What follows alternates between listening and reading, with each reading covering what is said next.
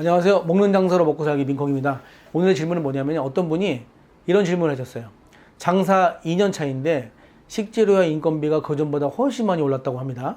이럴 때는 장사를 어떻게 해야 되는 건지 저한테 질문을 하셨어요. 식당을 이제 시작하신 2년차 창업자분께서는 이제 당황스러운 일이죠. 맨 처음에 예상했던 그 수익도 안 나오고 그 다음에 장사도 좀 잘 안 될 것이고 이런 상황들이 굉장히 당황스러울 것입니다. 뭐 좀 속상한 말씀 드리면 저는 이제 여러 번 겪어왔고 많은 이런 상황들을 겪어와봤잖아요. 20년 넘게 했으니 지금 인건비 오른 거 많이 오른 거 아닙니다. 10년 전 인건비 오른 그 내역을 좀 조사해 보면요. 어느 해는 8%가 오른 적이 있고 어느 해는 15%가 오른 적이 있었어요. 15% 올랐을 때가 아마 인건비 가장 많이 오른 한 4년 전인가 3년 전이었을 거예요. 그때 인건비가 가장 많이 올랐었거든요. 이번에 오른 건 인건비 많이 오른 게 아닙니다. 너무 놀라실 필요 없어요. 더 오를 수도 있습니다, 내년에. 여러분들이 이게 창업을 하신 다음에 이런 상황들이 오면 나에게 난관이라고 생각하시잖아요. 제가 후배들한테 이런 얘기를 들었을 때 이제 이렇게 말을 해줍니다. 너만 겪냐? 너만 식자재 올랐냐? 전국이 다 식자재가 올랐고 전국의 인건비가 다 올랐다. 그건 난관이라고 말하지 않는다야. 이렇게 얘기를 합니다. 그건 난관이 아닙니다. 저같이 예를 들어서 특정 메뉴에 어떤 사회적 이슈가 돼서 그 메뉴가 이제 안 팔리거나 사업이 어려워질 경우가 있어요. 예전에 뭐 조류독감이라든가 조류독감 생겼을 때 치킨집들 한 1년 반 정도 고생했는데 1년 반 사이에 거의 뭐 전멸하다시피 했었어요. 그런데 1년 반 지나고 나서 치킨의 수요가 그전보다 2배 이상 올랐었죠. 그걸 견딘 사람들은 돈을 나중에 좀 벌었습니다. 못 견딘 사람들은 그냥 문을 닫았고요. 저 같은 경우에 이제 원전 사태가 있었을 때 원전 사태 이후 1년 뒤에 뉴스가 났죠. 바다 해양수가 오염됐다 이러면서 이제 생선에 대한 일본에 대한 키워드가 굉장히 극혐 키워드로 바뀌었습니다.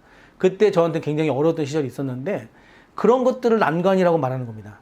나한테만 닥친 일, 나한테만 생겼던 이런 어려움들이 난관인 거지 여러분들 다 공평하게 생긴 건 난관이 아니에요. 다 같이 겪는 게 무슨 난관이에요. 그건 똑같은 조건이 돼 있기 때문에 그냥 항상 똑같은 조건이었다고 생각하시면 됩니다. 오히려 이럴 때 여러분들한테 기회가 왔다고 생각하셔야 돼요. 왜냐? 다 같이 어려웠다면 나는 그 방법을 찾을 수 있다면 내가 이거를 극복할 수 있는 방법을 찾을 수 있다면 나한테 기회가 되는 거죠. 그 사람들은 똑같이 와 이렇게 어려우니 어떡하지 이렇게 하고 있을 때 나는 방법을 찾으면 오히려 더 좋은 거 아닌가요?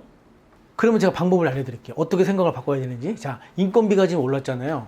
인건비가 올랐으면은 종업원 한 사람을 쓰면은 직원 한 사람을 쓰면은 월 300만 원 정도 지출이 됩니다. 알바를 써도 한 달에 200에서 250만 원 정도 지출이 돼요. 보통 여러분들 초보 창업자분들은 가족들이 하거나 본인이 혼자 하거나 친구가 하거나 애인이 하거나 그럴 경우도 있잖아요. 그랬을 때 사람을 쓴다면 내가 좀 더 움직이고 내 가족끼리 또 똘똘 뭉쳐서 장사를 한다면 한 사람의 인건비가 300이잖아요. 만약 두 사람 쓰는 매장이 있다고 쳐요. 그건 한 사람만 들 쓰면 어떻게 돼요? 300만 원이나 수익이 올라가겠죠. 이 친구한테 뭔가를 좀 더 해주고 그 다음에 내가 좀 더 일을 하고 300에서 150만 원 세이브를 한다면 사실 어려워지는 건 아니에요. 왜냐? 인건비를 절약하기 때문에. 인건비가 올라갈 때 사회적인 현상이 있습니다. 일단요, 사람 구하기가 조금 용이해져요. 여러분들 중에는 뭐 지금 사람 구하기 어렵다고 말씀하시는데 저는 요즘에 그전보다 좀 더 어려워진 것 같아요. 사람 구하기가.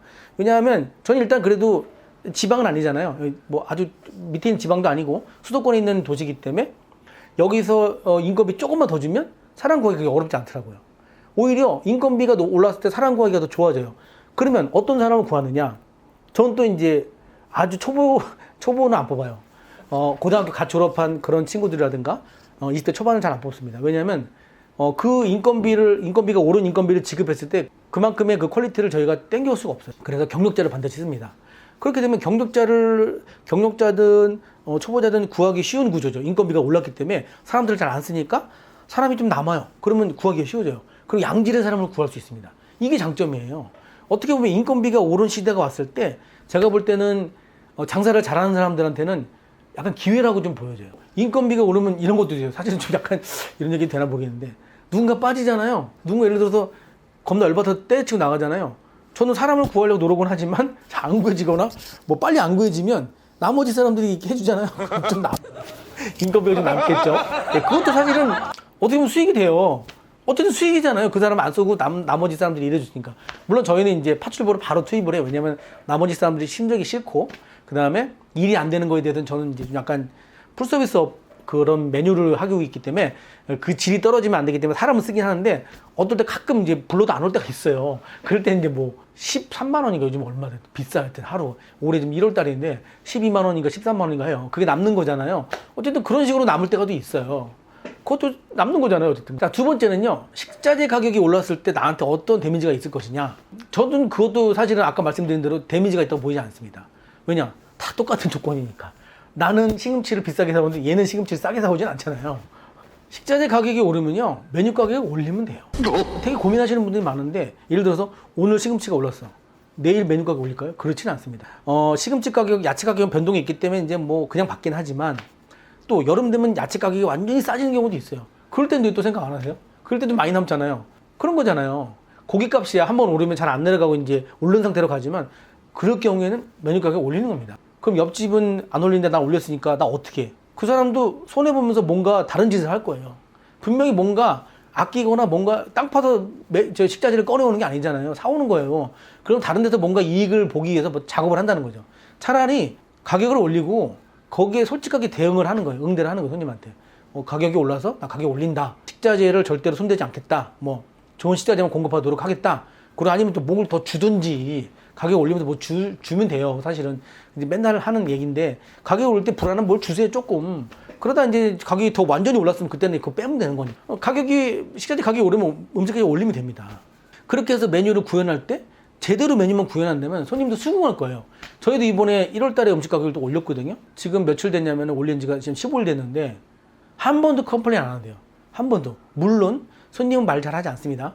결국에 뭘로 돌아오냐면 매출 떨어지는 걸로 저한테 보여줄 거예요. 민국 네가 음식을 가격 올렸는데 음식 제대로 못하면 너 손님 안 갈 거야. 그게 결국엔 3개월 있다가 2달 있다가 매출 나타나 버려요. 저는 이제 아직 말은 안 들었지만 결과물로 나타나겠죠. 매출이 떨어질 수도 있겠죠. 하지만 지금 제가 코스트 따져보면요. 저희 인건비 비중이 높기 때문에 지금 35% 가까이 돼요. 지금 가격을 올렸는데도 그전에 40% 가까이 돼서 어떻게 해요? 지금 40% 유지할 수는 없어요. 코스트 40% 유지하면 저 수익이 너무 작아가지고 뭐 생활이 안 돼요. 그게 저 생활하려고 지금 가격 올렸는데 거짓말하지 않으니까 그것도 이제 한 달 전에 공지했습니다. 뭐 어떤 메뉴는 얼마씩 오르겠다 이렇게 공지했으니까 저는 사실 뭐 부끄러울 건 없습니다. 제가 예전에 그 계란 파동이 난 적이 있었어요. 한 2년 3년 전쯤에 그때 이 계란을 어떻게 하지 고민하다가 그때 배달할 때였어요. 배달하던 시절이었는데 고민하다가 계란을 전부 유정란으로 바꿔버렸어요. 유정란. 계란을 구매하는데 350원인데 유정란을 싸게 구매했더니 700원 꼴이었어요. 그럼 난 유정란만 쓰겠다 이거죠.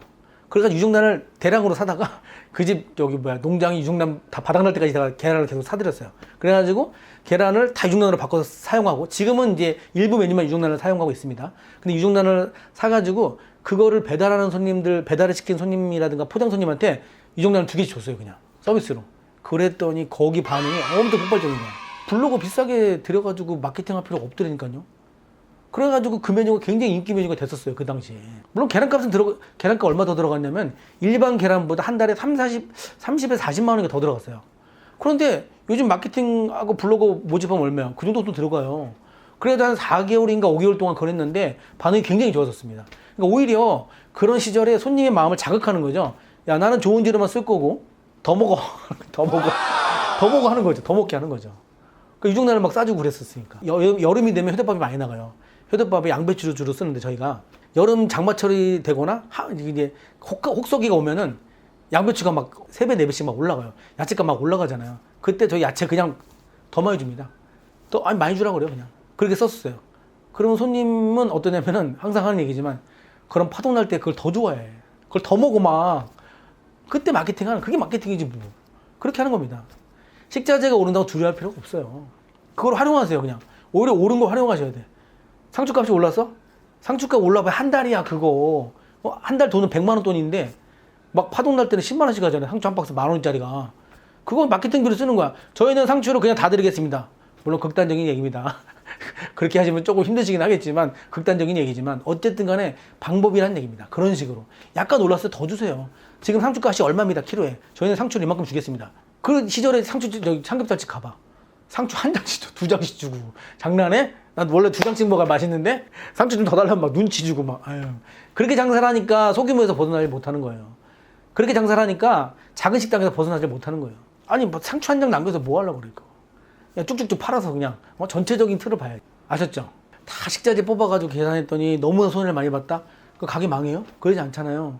비싼 거 먹을 때가 있고 싼 거 줄 때가 있어요. 그러니까 식자재라는 건 우리나라 사계절이기 때문에 등락폭이 반드시 있기 때문에 그거를 잘 짜가지고 하는 것도 업주의 요령이고 그거를 지속적으로 마케팅에 활용하는 것도 업주의 몫입니다. 어떤 사람이 그래요. 저한테 그런 말을 물어봤어요. 코로나 때문에 엄청 힘들었죠? 여태까지 장사하시면서 그거보다 힘든 적 있었어요? 저는 그거보다 힘든 게 더 많았는데 코로나 그렇게 안 힘들었어요. 그리고 코로나 끝나면 이제 뭐 살 것 같죠? 제가 코로나 끝날 때쯤 그랬어요. 야, 이거 끝나면 뭐 아무것도 안 올 것 같지? 근데 그 말은 이제 한 달 있다 전쟁 나더라고. 내가 그래서 전쟁 난 건 아니지만, 이거 전쟁 나가지고 뭐 물가도 올라오고 지금 난리잖아요. 어쨌든 그런 거예요. 뭐 지금 뭐 저기 뭐야 주택 이자 올랐다고 그러는데, 아니 뭐 전쟁 끝나면 또 뭐 안 올 것 같죠? 이런 말로 칼 맞을래나? 자, 아무튼 너무 걱정하지 마세요.